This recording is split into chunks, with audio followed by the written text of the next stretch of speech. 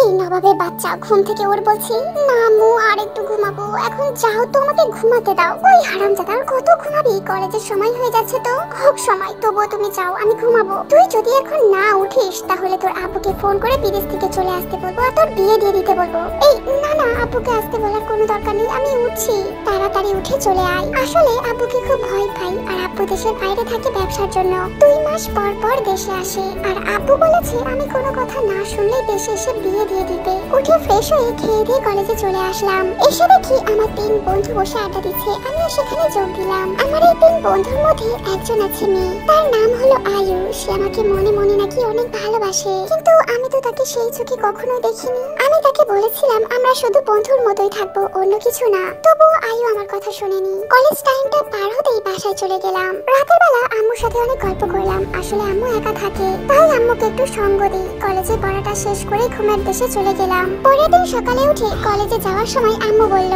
আজকে একটু তাড়াতাড়ি বাসায় আসবি তো। কেন, আবার কি হলো? ওই যে তোর ইউনজুন আন্টি আছে না, আমার বেস্ট ফ্রেন্ড, তোর ইউনজুন আন্টির মেয়ে তেইহুং দেশের বাইরে থেকে পড়ালেখা করতো।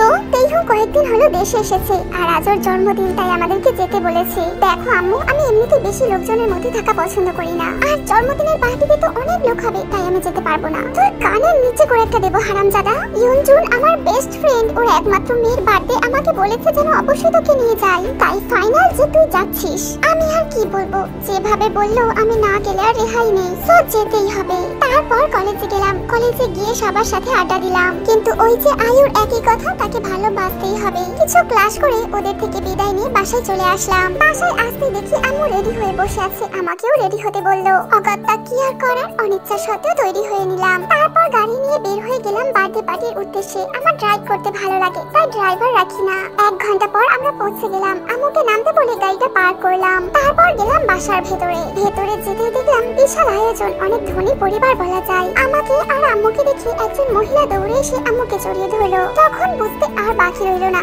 ওই হলো ইউনজুন আন্টি। কি রে জিন, তোর কি অবস্থা? এই তো চলছে, তোকে ছাড়া আমি কিভাবে ভালো থাকি বলতো, তোর কথা সব সময় মনে পড়ে। এইটা কি তোর ছেলে? অনেক কিউট হয়েছে তো তোর ছেলেটা। জানো তুমি যখন ছোট ছিলে তখন আমার কোলে হিসু করে দিতে, যখনই নিতাম তখনই করতে, এখন কত বড় হয়ে গেছো। আমি তো লজ্জায় শেষ, আর অনেক রাগও হচ্ছে। ছোটবেলার হিসুর কথা এখন কেউ টেনে আনে নাকি? আমি আম্মুর পাশে দাঁড়িয়ে আছি, দুজন মিলে রাজ্যের গল্প জুড়ে নিল। মনে হয় এতদিন ধরে জমিয়ে রেখেছিল, আর তখনই এসে একটা মেয়ে আম্মুকে জড়িয়ে ধরলো। কেমন আছো আম্মু? কি রে তেইহুং, তুই কত বড় হয়ে গেছিস, বড় হয়ে তো আমার কথা ভুলে গেছিস। না না, কি যে বলো আম্মু, আসলে পড়াশোনায় এত চাপ ছিল যে সবার সাথে ভালো করে কথাও বলতে পারিনি। এখন তো পড়ালেখা শেষ, তাই তোমাদের ওখানে কিছুদিনের জন্য গিয়ে থেকে আসবো। তাহলে তো অনেক ভালো, তবে কিছুদিন কেন, চাইলে সারা জীবনই থাকবি। আমাদের বাড়ির দরজা তোর জন্য সবসময় খোলা থাকবে। আমি তো মেয়েটাকে দেখে রীতিমতো ক্রাশ খেয়েছি, এত সুন্দর মেয়েও হয়। এই যেন কোনো পরী আকাশ থেকে ভুল করে নেমে এসেছে। এই আপনি কে? হ্যাঁ, কোথায় থেকে উড়ে এসে জুড়ে বসলেন? আর আমার আম্মুকে আপনি আম্মু কেন বলেন? আম্মু, তাহলে এইটাই তোমার সেই ছেলে? দেখতে তো হেব্বি কিউট। এই আপনি আমার আম্মুকে আম্মু বলছেন কেন? সরি আন্টি, কিছু মনে করো না, আসলে এমনি আম্মু বলছিলাম। এদিকে তোমার ছেলে তো রেগে আগুন, অবশ্য রাগে আরো কিউট লাগে। আরে না, কিছু মনে করি নাই, আর ভবিষ্যতে সারা জীবনের জন্য ডাকলে তো আরো ভালো হবে। কথাটা বলে সবাই হাসতে লাগলো। আম্মুর কথাগুলো আমার মাথার উপর দিয়ে গেল। আরে তোমরা কি এখানে দাঁড়িয়ে থাকবে নাকি? অতিথিরা তো সবাই দাঁড়িয়ে আছে, কেক কাটতে হবে তো। তারপর সবাই গেলাম কেকের কাছে, কিন্তু আমার তো বেশি লোকের ভেতরে ভালো লাগে না, তাই ওখান থেকে সরে এসে দূরে একটা চেয়ার নিয়ে বসলাম। কিছুক্ষণ পর দেখি তেইহুং আমার কাছে আসছে। আমি উঠে যেতে গেলাম, কিন্তু পারলাম না। তার আগে তেইহুং আমার কাছে এসে বসে পড়লো। কি করছো তুমি এখানে একা বসে? তোমার নাম কি? সেটা আপনাকে না জানলেও চলবে, আর আমার নাম জাঙ্কুক, জিওন জাঙ্কুক। এবার আপনি যেতে পারেন। না না, আমাকে তো জানতেই হবে, ওখানে সবাই মজা করছে। আর তুমি এখানে বসে আছো কেন? আমার এত লোকজন ভালো লাগে না। আর আপনি আমাকে এত প্রশ্ন করছেন কেন? আপনি আমার কি হন? কারণ আমি তোমার বউ। এই কি বললেন আপনি? আবারও বলুন। হ্যাঁ, যেটা শুনেছো সেটাই, আমি তোমার বউ হই। এই আপনার মাথা ঠিক আছে তো? কি সব উল্টো পাল্টা বলছেন? আজকে মাত্র দেখা হলো, আর ভালো করে পরিচয়ও হয়নি, এখন কি শুরু করেছেন? এই নিজের বউকে কেউ আপনি করে বলে, তুমি করে বলবে? আমার তো তো খুব রাগ হতে লাগলো, কিন্তু ওর মায়াবী মুখটা দেখে কিছুই বলতে পারলাম না। রাগ করে ওইখান থেকে উঠে একেবারে বাসায় চলে আসলাম। অবশ্য তেইহুন পেছন থেকে অনেকবার ডেকেছিল, আমি কান দেইনি। একটু পর আম্মু বাসায় চলে আসে আর এসে হাজারটা প্রশ্ন ছুড়ে মারে আমায়। এই শয়তান, তুই কাউকে কিছু না বলে চলে আসলি, তোর আন্টি কত কষ্ট পেতে জানিস তুই? ওই আন্টির মেয়ের জন্যই তো চলে এসেছিস, যত সব ফালতু কথা বলে। তেইহুন এমন কি বললো তার জন্য তুই চলে আসলি? কি বললো মানে? আমাকে বললো কিনা ও আমার বউ, আরো কত কি। এ বাবা, এই কথাটা বলার পর দেখি আম্মুর রাগ নিমেষে চলে গেল। মুচকি হাসি দিয়ে বলল, খারাপ কিছু তো বলেনি। আম্মুর কথা কিছুই বুঝতে পারলাম না, কি আর করার, রুমে এসে শুয়ে পড়লাম। পরের দিন সকালে উঠে খেয়ে দিয়ে কলেজে চলে গেলাম। গিয়ে দেখলাম আমার 3 ফ্রেন্ড মিলে অনেক হাসাহাসি করছে। তারপর আমি ওদের সাথে যোগ দিলাম। কিছুক্ষণ পর ক্লাসে চলে গেলাম। 2টা ক্লাস করলাম। তৃতীয় ক্লাসে স্যার যাওয়ার সময় বললেন, জাঙ্কুক, আজকে আমাদের কলেজের একজন ম্যাডাম আসছেন, আর এই প্রথম আমাদের কলেজে কোনো ডক্টরেট করা টিচার আসছেন, আর গতকালই তিনি যোগদান করছেন। তাই আমরা চাই ওনাকে তুমি ফুল দিয়ে বরণ করো। কিন্তু স্যার, আমি কেন? আপনারা সবাই সম্মানিত স্যার, আর তার মাঝে আমি আপনাদেরকে বাদ দিয়ে কিভাবে বরণ করব? দেখো জাঙ্কুক, আমি এত কিছু শুনতে চাই না। এই কলেজে তোমার মতো মেধাবী আর ভদ্র ছেলে দ্বিতীয় নাই, তাই আমরা সিদ্ধান্ত নিয়েছি তুমি এই কাজটি করবে। কিন্তু স্যার, আর একটাও কথা বলবে না। এখন চলো আমার সাথে। কি আর করার, স্যারের সাথে গেলাম। আমি ফুল হাতে নিয়ে দাঁড়িয়ে আছি বরণ করব বলে। সাথে স্যাররাও আছেন। একটু পরে কলেজে একটি সাদা প্রাইভেট কার এসে দাঁড়ালো, আর তারপর গাড়ি থেকে যে নামলো তাকে দেখে আমি অবাক। এই আমি কাকে দেখছি? এই তো ইউনজুন আন্টির মেয়ে তেইহুন। আমার চোখ তো কপালে উঠে গেল। তেইহুন আস্তে আস্তে আমার দিকেই আসতে লাগলো। আমার হার্টবিট বাড়তে লাগলো। তেইহুন যতই আমার কাছে আসতে লাগলো, আমার শরীর তত বেশি কাঁপছে। তেইহুন আমার কাছে আসলে আমি কাঁপা কাঁপা হাতে তেইহুনকে ফুল দিলাম। তুমি এত কাঁপছো কেন? না ম্যাডাম, এমনি। তারপর তেইহুনকে ফুল দিয়ে স্যারদের কাছ থেকে তাড়াতাড়ি বিদায় নিয়ে চলে আসলাম, কারণ ওর সামনে থাকলেই যে আমার অ্যালার্জি হবে। ক্লাসে চলে আসলাম আর ভাবতে লাগলাম এবার কি হবে। ও তো আমার পেছনই ছাড়বে না। শেষে কিনা এই কলেজেরই ম্যাডাম হয়ে আসলো। ধুর, ভালোই লাগে না। একটু পর তেইহুনকে সাথে নিয়ে স্যার ক্লাসে আসলো। সম্মান জানাতে দাঁড়িয়ে গেলাম। সবাই শোনো, এই হলো তোমাদের নতুন ম্যাডাম কিম তেইহুন। আজই কলেজে জয়েন করেছেন। এখন তোমরা নিজেরা পরিচিত হও। হ্যালো এভরিওয়ান, কেমন আছো সবাই? জি ম্যাম, অনেক ভালো আছি। আর আপনি? হ্যাঁ, আমিও অনেক ভালো আছি। আজ তোমাদের কলেজে নতুন আসলাম, সো এসেই ধর ক্লাস নেওয়া যায় না। সবাই তো অপরিচিত, তাহলে এক এক করে পরিচয় দাও সবাই। তারপর সবাই যার যার মতো পরিচয় দিতে লাগলো। শেষে আমাকে দাঁড়াতে হলো। পরিচয় দিলাম। তেইহুন আমার দিকে তাকিয়ে মিটমিট করে হাসছিল। অনেক মজার সাথে ক্লাসটি শেষ হলো। তারপর আমি বাইরে বের হতেই তেইহুন আমাকে ডাকলো। জি ম্যাডাম, বলুন। ওই ম্যাডাম বলছো কাকে? নিজের বউকে কেউ ম্যাডাম বলে নাকি? দেখেন আপনি কি শুরু করলেন। কোথায় আপনি আমার থেকে অনেক বড়, এভাবে সম্পর্ক হয় না। বড় হয়েছি তাতে কি, আর ভালোবাসতে বয়স লাগে না। আমি তোমাকে খুব ভালোবাসি জাঙ্কুক। তুমি ছোট ছিলে তখন থেকেই আমি তোমাকে ভালোবাসি, যার ফলে আজ পর্যন্ত আমি কাউকে ভালোবাসিনি তোমাকে বিয়ে করব বলে। এসব আবেগের কথা বাদ দিন, বর্তমান চিন্তা করুন। না, আমি তোমাকে ভালোবাসি আর তোমাকেই বিয়ে করব। তোমাকেও আমাকে ভালোবাসতেই হবে। এই বলে কাঁদতে কাঁদতে চলে গেল। তখন আমারও মনের ভেতরটা খারাপ লাগলো। না, বলাটা মনে হয় একটু বেশি হয়ে গেছে।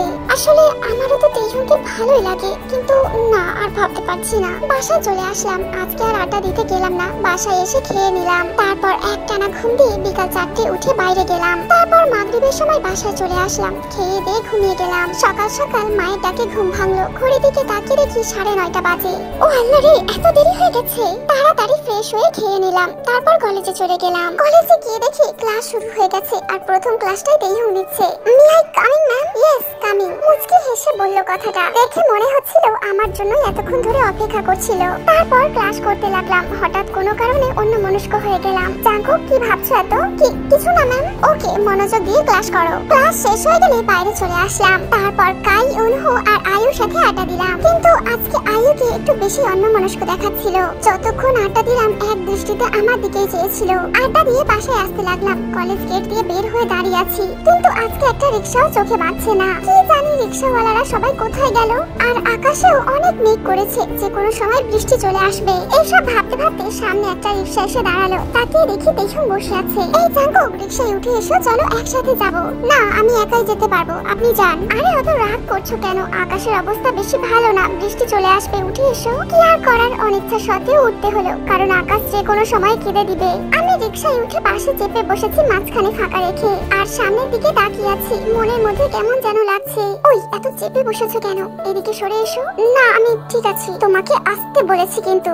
আসছি তো। আমি কাছে যেতেই আমাকে আরো কাছে টান দিয়ে 2 ঠোঁট এক করে দিল। ঘটনাটা এমন হঠাৎ করে ঘটলো, আমি কিছুই বুঝতে পারলাম না। কোনো কথাও বলতে পারছি না, নিজেকে ছাড়াতেও পারছি না। না, ছাড়া বইবা কি করে, যেমন করে ধরে রেখেছে আমাকে কেমন যেন একটা আলাদা ফিলিংস হতে লাগলো। এভাবে কত সময় থেকেছি বলতে পারবো না। যখন ছাড়লো জোরে জোরে শ্বাস নিতে লাগলাম, আর একটু হলেই তো আমি তেইহুংয়ের দিকে আর তাকাতে পারলাম না লজ্জায়। এদিকে বাসার সামনে আসতেই আমাকে নামিয়ে দিল, সাবধানে যেও। আর আজকের সময়টা কিন্তু বেস্ট ছিল। আমিও মুচকি হাসলাম, পাগলি একটা। তারপর বাসায় গিয়ে কলিং বেল বাজালাম। আম্মু এসে দরজা খুলে দিল। আম্মু আমাকে খেতে দাও, অনেক ক্ষুধা লেগেছে। যা গিয়ে ফ্রেশ হয়ে নিয়ে যাই, তারপর খাবার দিচ্ছি। কিন্তু তোর ঠোঁটে রক্ত লেগে আছে কেন? কি হয়েছে রে? কি বলো, ঠোঁটে কেন রক্ত থাকবে? ঠোঁটে হাত দিয়ে দেখলাম, সত্যি ঠোঁটে রক্ত লেগে আছে। কি হয়েছে বল না। আরে আম্মু জানি না কি হয়েছে, আমি তো এখনই দেখলাম। তারপর কোনো মতে আম্মুকে ম্যানেজ করে খেয়ে নিলাম। রুমে গিয়ে ফোনটা টেবিলের উপর রাখলাম। একটু পর ফোনটা বাজতে শুরু করলো। তাকিয়ে দেখি আননোন নাম্বার। তাই প্রথমবার ধরলাম না, কলটা কেটে গেল। দ্বিতীয়বার আবারও কল আসলো, এইবার ধরলাম। কে বলছেন? কেমন আছো? আপনি কে বলছেন বলেন, না হলে কলটা কেটে দিচ্ছি। আরে আরে রাগ করছো কেন? আমি তেইহুং, তোমার হবু বউ। ও তাই বলেন, তা আমার নাম্বার পেলেন কোথায়? আরে নিজের পরের নাম্বার আবার পেতে হয় নাকি? আর সরি। হঠাৎ সরি কেন? আসলে তখন কিস করতে গিয়ে ভুল করে একটা কামড় দিয়েছিলাম তো তাই। ও তাই তো বলি যে আমার ঠোঁটে রক্ত এলো কই থেকে। আর একটুর জন্য আমর থেকে বেঁচেছি, নইলে তো মহামারী কাণ্ড হয়ে যেত।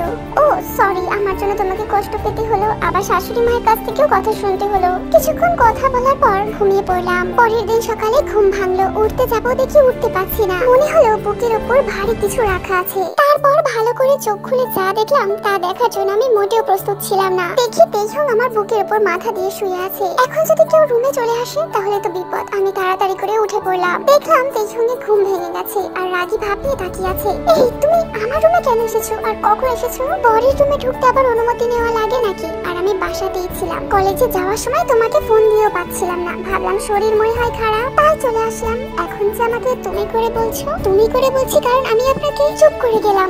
এই রে, আবেগের বশে বলে ফেলছিলাম। আসলে আমি তেইহুংকে ভালোবেসে ফেলেছি। তুমি আমাকে কি? কিছু না, সবই কি তোমাকে বলতে হবে নাকি? এখন তুমি রুম থেকে যাও। দেখো আমাদের সম্পর্ক এভাবে হয় না, সমাজ এটা মেনে নেবে না। আর যেহেতু আমি আপনাকে ভালোবাসি না, তাই রুম থেকে বের হন। বিশ্বাস করো জাঙ্কুক, আমি তোমাকে খুব ভালোবাসি। তোমাকে ছাড়া বাঁচবো না, এভাবে তাড়িয়ে দিও না আমাকে।